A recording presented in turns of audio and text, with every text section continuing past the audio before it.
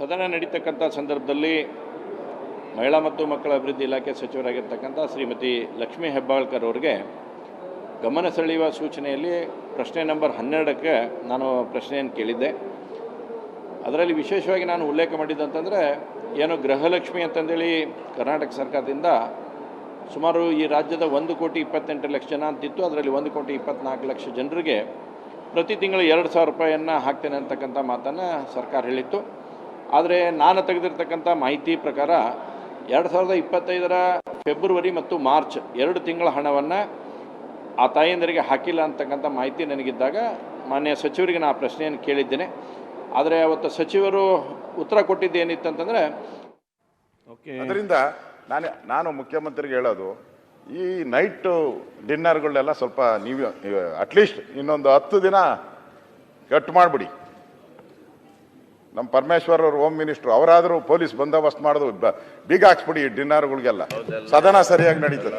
ಇವರೆಲ್ಲ ಹೋಗೋದು ನಾನು ನೋಡಿದೆ, ನಮ್ಮ ಪಕ್ಕದ ರೂಮು ಕೇಳಿದೆ ಏನಪ್ಪ ಅಂತ. ಹೆಸರು ಹೇಳೋದು ಬೇಡ. ರಾತ್ರಿ ಇಲ್ಲಣೋ ನಾನು ಎರಡೂ ತಪ್ಪಿಸ್ಬೇಕು. ಅಲ್ಲಿ ಓದಂಗೂ ನೀವ್ಯಾಕೆ ಅವ್ರಿಗೆ ಬೆಂಬಲ ಮಾಡಿ? ಯಾರಿಗಿಲ್ಲ, ನನಗೆ ಸದನ ಮುಂದೆ ನಡಬೇಕು, ಇಲ್ಲೇ ಚರ್ಚೆ ಮಾಡಿ ಕೂತ್ಕೊಂಡ್ರೆ ಹೇಗೆ? 2 ಗಂಟೆಗೆ ಮುಗಿಸ್ಬೇಕು. ಉತ್ತರ ಕನ್ನಡ ಬಗ್ಗೆ ಮಾತಾಡಿದ್ರೆ ಮಂತ್ರಿ ಆಗ್ಬೇಕು ಅಂತ ವಿಚಾರವಿಲ್ಲ. ನನಗೆ ಸದನವನ್ನು ಈಗ ಖಂಡಿತವಾಗಿಯೂ ಇಲ್ಲ. ನೀವೀಗ ರೇಸ್ ಮಾಡಲಿಕ್ಕೆ ಅವಕಾಶ ಮಾಡಿ ಕೊಟ್ಟಿದ್ದೇನೆ. ಸಲಹೆ ಸೂಚನೆ ಈಗ ಏನ್ ಮಾಡ್ತಾ ಇಲ್ಲ ಸರ್. ಅಶೋಕ್ ಸರ್, ಆದ್ರೆ ಇಲ್ಲಿ ನಾನು ಮೊದಲೇ ಹೇಳಿದ್ನಲ್ಲ, ಇಲ್ಲಿ ನಡೆಯುವಂತ ಚರ್ಚೆಗೆ ಉತ್ತರ ಕೊಡ್ತಾರಲ್ಲ, ಅದಕ್ಕೆ ಅಥೆಂಟಿ ಬೇಕು. ಅದೇ ಇಲ್ಲ ಅಂದ್ಮೇಲೆ ಈ ಸದನಕ್ಕೆ ಏನ್ ಬರ್ಬೇಕು? ನಾವು ಚರ್ಚೆ ಏನಕ್ಕಾಗಬೇಕು? ತಪ್ಪಲ್ವಾ?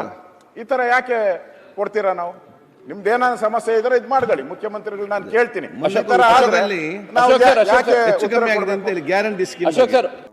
ಪ್ರಿನ್ಸಿಪಲ್ ಸೆಕ್ರೆಟರಿ ಎಲ್ಲ ಮಾಡಿ ಮಂತ್ರಿಗಳು ಉತ್ತರ ಕೊಡಬೇಕು. ಇಲ್ಲಿ ಮಹೇಶ್ ತೆಂಗಿನಕಾಯಿ ಅವರು ನನಗೆ ಕೇಳಿದ್ರು, ತಾವು ಸ್ಥಾನದಲ್ಲಿದ್ರಿ, ಗೃಹಲಕ್ಷ್ಮಿ ಹಣವನ್ನ ನೀವು 2025-26 ಸಾಲಿನ ಫೆಬ್ರವರಿ ಮತ್ತು ಮಾರ್ಚ್ ತಿಂಗಳಲ್ಲಿ ಹಣ ಜಮಾ ಆಗಿರುವುದಿಲ್ಲ ಅಂತ ನಮ್ಮ ಪ್ರಶ್ನೆ ಕೇಳಿರೋದು. ಅದಕ್ಕೆ ಮಾನ್ಯ ಸಚಿವರೇನು ಹೇಳಿದ್ರು, ನಾವು ಅಪ್ ಟು ಆಗಸ್ಟ್ವರೆಗೂ ನಾವು ಕ್ಲಿಯರ್ ಮಾಡಿದಿರಿ ಅಂತ ಉತ್ತರ ಕೊಟ್ಟರು.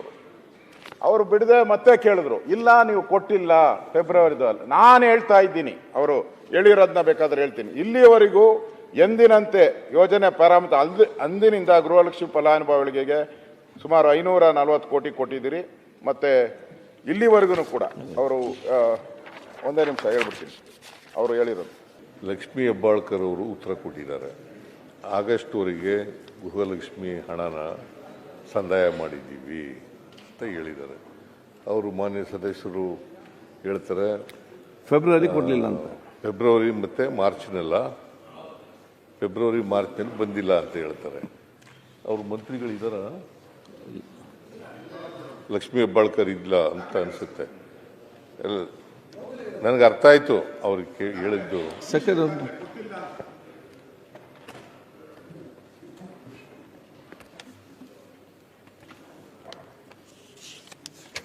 ಫೆಬ್ರವರಿ ಮಾರ್ಚ್ನಲ್ಲಿ ಕೊಟ್ಟಿಲ್ಲ ಅಂತ ಹೇಳ್ತಾರೆ. ಕೊಡದೆ ಹೋದರೆ ಕೂಡಲೇ ಕೊಡಿಸೋಣ. ಒಂದು ವೇಳೆ ಕೊಡದೆ ಹೋದರೆ ಕೂಡಲೇ ಕೊಡಿಸೋಣ. ಅವ್ರು ಹೇಳಿರ್ತಕ್ಕಂಥದ್ದು ಮಾರ್ಚ್ ಏಪ್ರಿಲ್ನಲ್ಲಿ ಅವ್ರ ಗಮನಕ್ಕೆ ತಂದಿದ್ದಾರೆ. ನನ್ನ ಪ್ರಕಾರ ಆಗಸ್ಟ್ವರೆಗೆ ರಿಲೀಸ್ ಮಾಡಿದ್ದೀವಿ ನಾವು ದುಡ್ಡನ್ನು. ಆಗಸ್ಟ್ವರೆಗೂ ಕೂಡ ರಿಲೀಸ್ ಮಾಡಿದ್ದೀವಿ. ಯಾವಾಗಲೂ 2 ತಿಂಗಳು ವ್ಯತ್ಯಾಸ ಇರ್ತದೆ.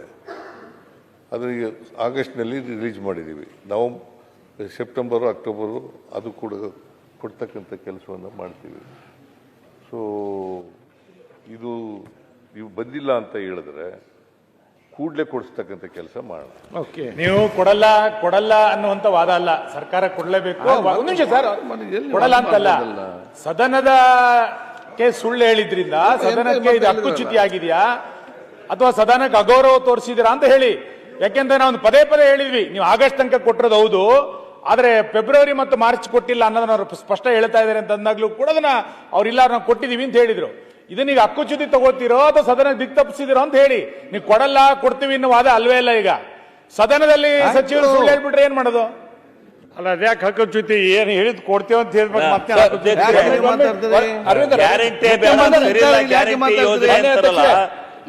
ಇಷ್ಟೊಂದು ಚಿಂತನೆ ಒಂದ್ 2 ತಿಂಗಳು ಹೆಚ್ಚು ಕಮ್ಮಿ ಮಾನ್ಯ ಕೊಡ್ತಾರೆ. ಅಧ್ಯಕ್ಷರೇ, ಗ್ಯಾರಂಟಿ ಯೋಜನೆ ವಿರೋಧ ಮಾಡ್ತಾರ್ತಾನೆ ಅವರು. ಓ ಶಿವಲಿಂಗಣ್ಣ, ನೀವು ವಿರೋಧ ಮಾಡ್ತೀರಲ್ಲ.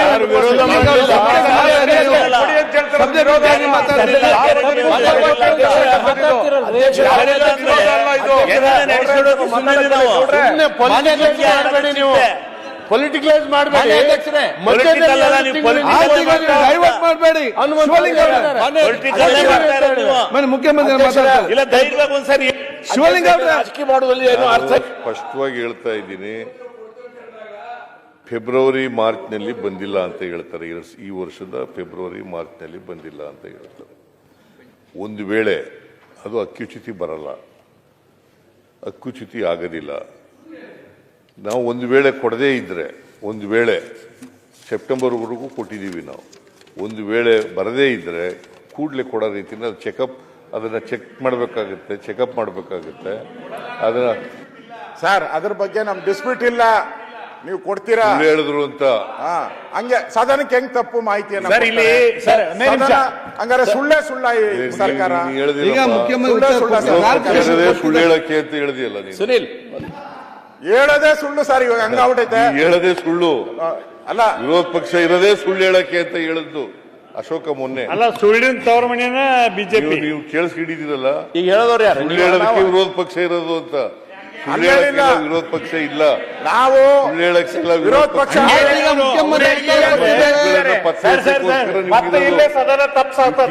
ಈಗ ನೀವು ಕ್ಲಾರಿಫಿಕೇಶನ್ ಕೇಳಿದ್ದೀರಿ, ಮುಖ್ಯಮಂತ್ರಿ ಉತ್ತರ ಕೊಟ್ಟಿದ್ದಾರೆ,